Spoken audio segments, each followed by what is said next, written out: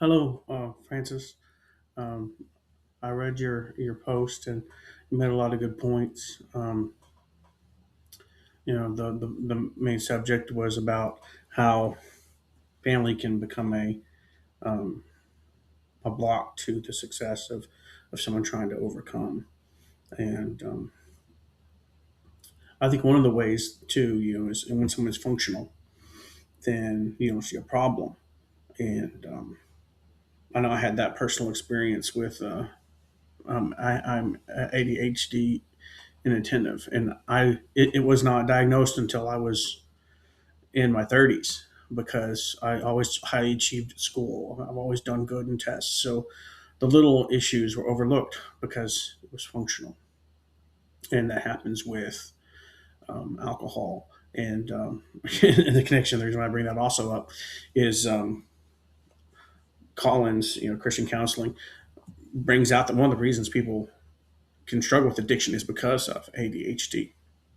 You know, the the dopamine to the brain being released by the addiction, and then them having a lack of willpower.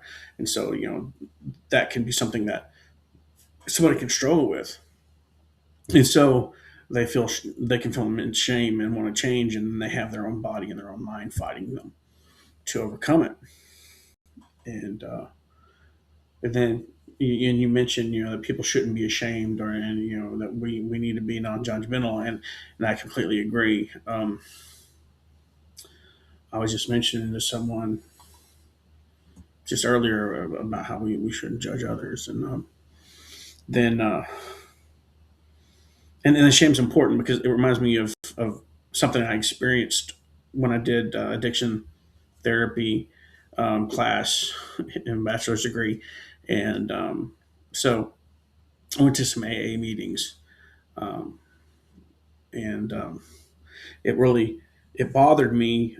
A couple things that bothered me is one that they would say they were alcoholics, so they could never, they labeled themselves as it. And then the other was that if someone relapsed, if someone got a drink, they might have a 30-year chip, and then they have to come back and get a new chip. And when I was calling around to find a meeting in my hometown, the guy who answered, I mentioned his name, asked what the AA meeting was, and he was crying.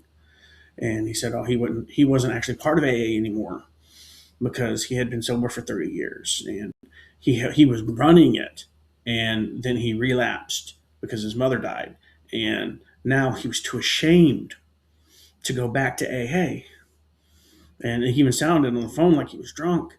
And it's like, so that goes into the abstinence violation effect, which people when they fell, they get these senses of shame and guilt, and then that makes them not even want to try because it gives them this idea that they can't do it.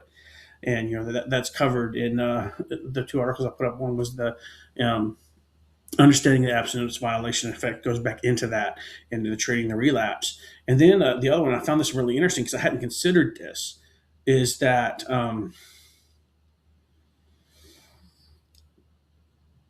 us as therapists can be subject to abstinence violation effect. That when our clients, when they relapse, we view them different, and then we view our own selves different. So we feel like we can't do well, and because we can't do well, we can't help this person. So that creates an absence violation effect, in a different way, in a different view.